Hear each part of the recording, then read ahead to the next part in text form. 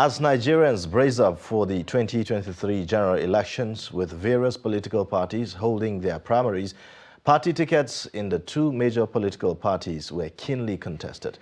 Although the primaries in several states were greeted with violent horse trading, alleged manipulation, vote buying, some politicians demonstrated a great deal of sportsmanship. While some political heavyweights got party tickets, some failed to secure their re-election bid. Some aspirants bought nomination forms for two elective positions as a backup plan.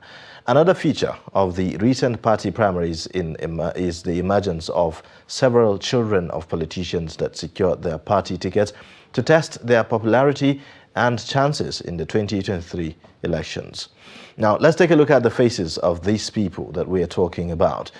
Umar Ganduje, son of the sitting governor of Kano State, won the APC ticket for the House of Representatives to represent Dawakin Tofa, Rimingadu and Tofa constituency. He was elected unopposed. And then we have Idris Ajimobi, son of the former governor of Oyo State, Ajibola Ajimobi, and in-law to the Kano State governor, Abdullahi Ganduje. He won the APC ticket to contest for the Ibadan Southwest 2 state constituency. He was elected unopposed. Bello Erufai, son of the sitting governor of Kaduna State, is the winner of the APC ticket for the House of Representatives for Kaduna North constituency. Iriatake Ibori, a daughter to former governor of Delta State, James Ibori, won the PDP ticket to contest for the House of Representatives under Ethiopia constituency. Abba Sani Yerima, son of former Zamfara State Governor Ahmad Sani Yerima, won the APC ticket for the House of Representatives under Bakura Maradun Federal Constituency. And then we have also Surajo Ibrahim Tanko, son of the Chief Justice of Nigeria, Ibrahim Tanko. He won the APC ticket to represent Bauchi North Senatorial District. He defeated Senator Adamu Bulkachua to emerge as winner. Another son of the Chief Justice of Nigeria, Sani Ibrahim Tanko, also won the PDP ticket for the House of Representatives seat for Shira Giade Federal Constituency. We also have Muhammad Abacha, son of the former head of state, Sani Abacha. He won the PDP ticket to contest as governor of Kano State. And then Mustafa Lamido, son to the former Jigawa State governor and Minister of Foreign Affairs, Sule Lamido. He is the PDP governorship candidate for Jigawa State. Now, on the flip side of this, however, there are those whose relationship with some of the political heavyweight was not in their favor. This time, for instance, let's take a look at Forajimi Mohammed, son of the serving Minister of Information and Culture, who lost the seat of the Ikeja Constituency 1 in APC House of Assembly primaries in Lagos. In a similar vein, many of President Muhammadu Buhari's loyalists, aides and relatives were beating in primaries to elect the party's candidate in the next year's general election. They include Sha'aban Sharada, former personal assistant, broadcast media to the President Buhari, and Chairman, House Committee on Internal Security. We also have Ismail Ahmed, the immediate past senior special assistant to the President on social investment, Bashir Ahmad, a former new media aide to President Buhari, Sani Sha'aban, in-law to the President Muhammadu Buhari, and then Muftahu Muhammad, President Muhammadu Buhari's nephew and member representing Daura, Sandamu and Mayadua federal constituency. Now, these are some of the things that happened in the past week as regards party primaries. We're going to be looking at some more issues this time around as we await the APC presidential primaries. We'll take a short breather now, and then when we come back, you get to meet my guests on the program. Welcome and thank you for joining us.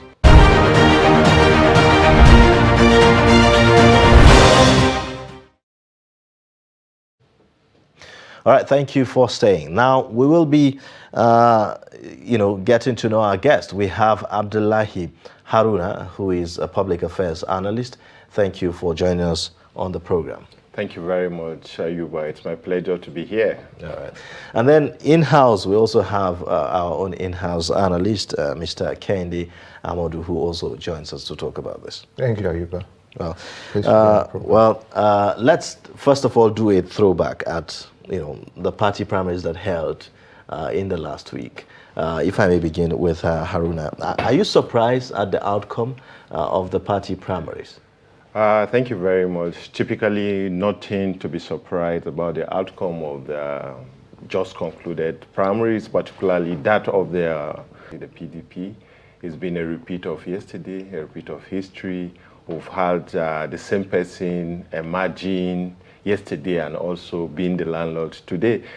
So nothing, that wasn't an upset, if you like it, because it's been a perennial phase that has been dotting the ballot paper as far as the People's Democratic Party, PDP, is concerned. It's been Atiku all the way. So there's really nothing serious. But the APC also, had primary elections at the subnational level as well. Yes. And we saw, new faces, just like you said. But this time around, there's a trend. You see the emergence of children of mostly politicians taking, the tickets of, the both major political parties. Let me get Mr. Kende to also chip in on this first before I come back to you. Does this surprise you? And should we just look away? Is everything fine with that? Well, in politics, the issue of building dynasties is not new. You have politicians who their children grew up in the political sphere. They've been around politics all the while. So when they come of age, they take advantage of their father's influence, or maybe the resources that have been gathered, and also vie for political office. So there's nothing surprising there. There's nothing surprising that if you're a prominent member of a particular community, you leverage on your father's influence, on your family name, etc., to actually vie for political office. So, should we be concerned? I don't think so. I think it's just a political trend that is playing out that has always been there. But this time around, it appears to be more pronounced, isn't it? Haruna, I don't know. What do you think about it? Tragically pronounced and unfairly tabulated. Because if you're talking of, having access to power, those who are surrounded, by the experiences of every day in office should have been the aides, the assistants of these political leaders, and not necessarily the children of these political bigwigs. Because take a governor, for instance, you hardly see the exposure. The governance exposure. It doesn't manifest in the house, but it happens in the office or around the corridors of power. So, having their kids or kindreds, perpetuating themselves in governance, it's taking us back to that age-long, grip, this kind of feudal grip to power. And I think at this age, that we should begin to do away with that. We're having a repeat of same political history. Father, son, daughter kind of relationship. It doesn't boost that confidence when it comes to democratic experience. The advantages people you mentioned, who emerged victorious, the advantage they had is not because they are the most popular, experienced, or otherwise. It's because of the resources at their disposal. Exactly. Do you think that there's a correlation between this trend and the monetization of the process that like we've seen in recent times? It goes beyond monetization. It's more of an expression of power, of brute power. It is a power at their disposal that they are actually trying to, like in Kaduna State, the person Bello El-Rufai defeated, actually, he walked out of the party. We're talking of a sitting House of Rep member who, with experience or whatever, should have, had the privilege of coming back. But he actually had an unfair kind of situation where the son of a governor who has never been a councillor, it's coming, it's actually going to the House of So do you think that there's an Representatives. involvement of maybe their parents in how, No, you know, no, they call yes, there is an Of involvement, but let's not talk about it as if it's something that has not happened before, or maybe it is something that is now multiplying or growing in strength. When incidentally, he rose up to become president of the Senate, when he displaced Muhammad Lawal in Kwara State, that was a sitting governor. That was a governor that was vying to come back for a second term. And he lost the election to the son of Oloye. So would you say that that hasn't happened in history before? No, it has happened. It has. We've seen this happen when we before, talk about but feudal tendencies, yes, the issue is these are guys that are groomed. When the father comes into politics, he grooms. He grooms them. They are always hanging around there. They're always taking behind-the-scene decisions. I'll give you another example. well, if you talk about grooming, how The about Speaker of the Abia State House of Assembly is the son of the former governor and now former senator of Abia in Abia State. He's a speaker today. So what about the implication of And this is- on our democratic process? You know, Mr. as Kennedy, far as allowing we, others to we also- are not running a monarchical or hereditary kind of system in Nigeria. It ought to be an open democracy where people are given the equal right to aspire to whatever aspirations it is. These are aberrations, like the Kwara experience. You know the outcome eventually. This person that had held consistently to power was booted out. It took him, in fact, I'm not sure he has recovered. He's been consistent, I'm sorry to use that word, failure at the poll over and over. And the people, when it eventually happened, the people of Kwara actually coined a freedom toga or slogan, Otoge, which means it is enough. And it's also the same. It's also the same slogan that they are using for the governor that succeeded him. So no, I'm not saying that we're running and that we're not running a democratic process. What I am saying is these things boil down to voter choices. What choices are the voters given? The voters, are they enlightened enough to say that, no, we are not going to vote this person Exactly. Do they have that choice? That's the big question to ask. Voter choices. It looks like voter choices have been narrowed to some individual person's choices. And then it is the decision of one man. And then everyone else has to now follow whatever the most influential man makes in the political party. The most powerful man with that cohesive power of governance, with that economic muscle, he influences whatever he wants. So and governors, whether you like it or not, are the deciders of political decisions at the state. It's somehow immoral, in quote, to have governors, pushing forth their children to succeed them in a state where you have, abundance of talents, of highly experienced people. But some will say that there's no law against this. There's no law. That's why I say morally, on a moral ground. Well, if you talk about moral, and then what about their own rights too? To also, do they not have rights? There are other rights that people can aspire Justin, to. Let me just quickly make a reference to Justin Trudeau, who is Prime Minister of Canada. Yeah. Who was the son of a Prime Minister of Canada, who is also Prime Minister today. Would you say that his father unjustly pushed him into the corridors of power? The reason why we say some of these things is that we don't see the progression. We don't see the progression. We don't see the grooming.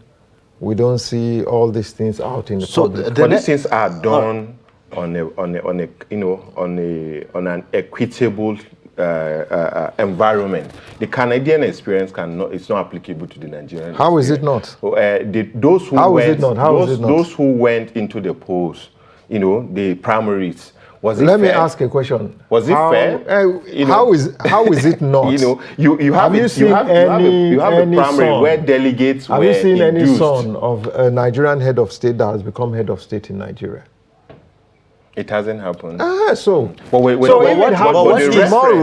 he's saying is that do we have a level playing ground? But if we have, from what he's saying, do we have a level playing ground? Obviously, we don't. Okay, you understand? But it doesn't. You don't narrow it down to the siblings or the children of politicians, because you have godfatherism in the system in which a politician will pick somebody and say, "You will succeed me." That's what happens even majorly in the political system. The man picks somebody. He has a deputy governor that's followed him for 4 years or for 8 years. And then tomorrow, when he wants to leave office, you go and pick the chief of staff and say, you are the one that will succeed me. Or you go and pick the speaker of the State House of Assembly. I said, you are the one that will solve. But unfortunately, this seems to have become the political culture. That is the political culture in Nigeria, based on the fact. So is this good for our democracy? That's why we must actually frown at that. It shouldn't continue. There must be that level playing environment for every Nigerian to aspire to whatever he wants to. In a situation where we have undue advantage over others, it breaks this level of apathy, unfair disposition in our polity. People should be allowed to aspire without influence. The primaries that actually happen at the sub-regional levels, were all defined by money inducement. How many, the son of the man on the street will have that financial muscle to challenge the son of a Ganduji or challenge the son of so you are admitting that there's a correlation between the monetization and this trend? There is a huge one, but the most important one, delegates can actually take your money and not vote for you. We've seen it happen in other places. Is that possible? It's possible. These days, aspirants, they actually hire thugs to come after delegates who do not pay them. So okay, that's one thing to consider. Aspirants that have the power of thuggery, of hiring thugs, and the aspirants with the power of the state apparatus, being a governor, which do you think will be more enduring? It is the man that is a governor or has that power that should be feared, because he has so many ways to hit at whoever opposes his own choice. All right. Now, still talking about this, President Muhammadu Buhari has told governors of his party, the APC, that he will want to pick his own successor and needs the governors to support him to do so. Buhari said this at a meeting with governors elected on the platform of the APC at the State House in Abuja some days ago. Now, reactions by groups and individuals have trailed this statement by the president. For instance, the supporters of the national leader of the All Progressives Congress, APC, Bola Ahmed Tinubu, under the aegis of Northern Young Professionals for Tinubu and Tinubu Support Organization, have kicked against consensus for the APC nomination for the 2023 elections. Now, the groups said that Tinubu, a former governor of Lagos State, has great vision for Nigeria and should be compensated for the role he played for the emergence of President Muhammadu Buhari in 2015. Now, we saw some videos that went viral on social media where the leader of the APC, Asiwaju Bola Ahmed Tinubu, made certain claims, and that has caused a whole lot of reactions. A lot of people are even wondering what's going to play out at the at the APC presidential primary as a result of some of these comments, even though he has withdrawn that statement, but definitely that will have an implication. Going by also the story we're hearing about the APC screening committee disqualifying 10 of the aspirants under that same platform. So let's talk about expectations for the APC presidential primaries coming up. Well, let me start. First and foremost, what was the president implying when he said governors should cooperate with him? So, what was he saying when he said governors should cooperate with him to help pick his successor? Was he saying that they should allow him to pick his successor? By conclusion, that's what a lot of members of the public have decided. Or was he saying that let's join hands together and pick the right successor? You understand? Now, whatever he was implying, the fact is that he feels that he needs to have the right to pick his successor, like other presidents have done in the past. Now, unfortunately, this is a blowback on him, because if the country had been governed right in the past 8 years, and he said, please cooperate with me to pick my successor, people would be confident that if he's picking his successor, he will pick a person that would not continue with this level of governance. Is that even possible? Yeah. No. Is that possible? Because that looks like that statement got to the leader of the APC, Asiwaju Bola Ahmed Tinubu, and so you saw the kind of reaction that came. Ayuba, history has a way of repeating itself. Right. It's so surprising that some people are actually raising the brow that the president actually asks that the party should help him pick a candidate that will replace him when he leaves. And now this is a closed cycle discussion, not to Nigerians. He's talking about his party primary, presidential primaries. And only a failed president will not be interested in who succeeds him.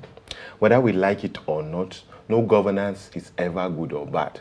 So for us to say that the president has no right to speak on who succeeds him, that's been very uncharitable and unfair. Is it about rights? No, but he has a right. I mean, going by the political culture, leadership is a continuum. But it doesn't look like there is such an inherent right. That is why he didn't impose his candidate. He appealed to his colleague governors, to their moral consciousness, to even their constitutional rights. So they are coming as legally constituted, delegates who definitely will come with other delegates from their state. In the past, a sitting president would dare not say this. His body language would have been enough that this is who we wanted, or we want. Remember the Yar'Adua Peter Odili scenario. Peter Odili had gone around the country making all the consultation. Just few days to the primaries, he was asked to step down.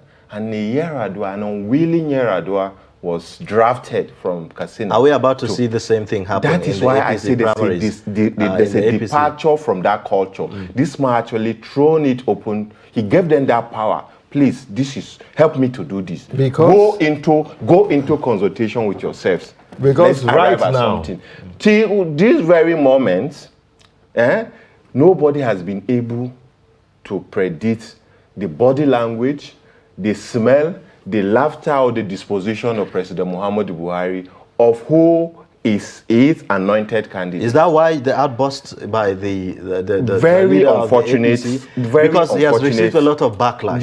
Very unfortunate reaction. You called him leader of the party. We're talking of somebody with an unrivaled kind of contribution to the party. Whatever the outcome, I never expected that he will react the way he actually reacted. That was unprecedented of a big man, an experienced politician like a Tinubu. It was a spur of the moment that actually strained the big reputation of a political. But a lot of people said that this just tells how much he has, been nursing in his heart, the sense of entitlement. It's not the sense of entitlement. That's what it looks like. That's what a lot of people said. I think he actually says so. Not even a lot of people say. He said, "This is my right. Exactly. The presidency should come to the Yoruba." I fit perfectly into that. First and foremost, you should understand the Yoruba language, which he spoke in. You understand? And the Yoruba language is full of so many innuendos, so many double speak that you understand that if a Yoruba man, for instance, they say you are the nicest person on earth, there must be some rhetoric, some clause there that would show you that means we do not need a leader that speaks from both sides of the mouth. We need a firm leader that speaks from the point of you have already taken firmness. A position for him. No, we are bantering. We have no right to choice of who becomes the Let me just APC say no. I'm not talking about who becomes the APC. So I'm saying that means you have taken a position about what his words are supposed to mean. And remember that he was speaking to ethnic Yoruba people who was trying to pass a message across to. I think it will be but for him to say that he is responsible for bringing the president, and he also mentioned some persons as well. Yes, he mentioned talked about the vice president. How that it was his slot that was given to the vice president, and all of that. Some people consider that as boastful, and it is boastful. But you should understand the run-up to that, which is one of the major things that stand out. The run-up to that point. Mr. Kennedy is trying to play the devil's advocate. No. I'm not playing any anybody's advocate. I'm just saying that the run-up to that point was it's been a very charged campaign. It hasn't been. It has. It has. Okay. Particularly between two groups. Okay. And you forget that there are other aspirants in the race beyond these two groups. And these two groups are the Tinubu group and the Oshibajo group. Okay, now let's round this up, right? What are your expectations ahead of the APC presidential primaries? The APC must not act in the direction of the PDP by giving us the expected. They should give us the unexpected. We've come of age where our democracy should be tested run with different kind of experience. Not just a straitjacket kind of template. I should expect that the delegates should vote a candidate that carries the burden of youthful age. All right. All right. Mr. Kennedy, briefly, in 1 minute. We said something the other day during discussions. I said the choice of this is the election before the election. The choice of the people we are actually going to vote for will be made by a handful of people, the delegates. And so the expectations here now will be hard to call because these guys are. Do you see an implosion in the APC? It's most likely going to happen. Do you think the same? I don't think so. We're talking of people with big interest. They'll have stake. So is that interest? Nothing will is that they'll arrive at somewhere. Is that interest that will cause? Yes. Well, I hope so. All right. I hope so. We have to end the program at this point. Thank you so much for joining us on the program. We look forward to having you again. Thank you very much. My guests have been Abdullahi Haruna. He is a public affairs analyst and also our own in-house analyst, Mr. Kennedy Amodu. With that, we've come to the end of the show. We look forward to having you join us again next week for another time on the program. My name is Ayuba Ilya. Thank you for watching.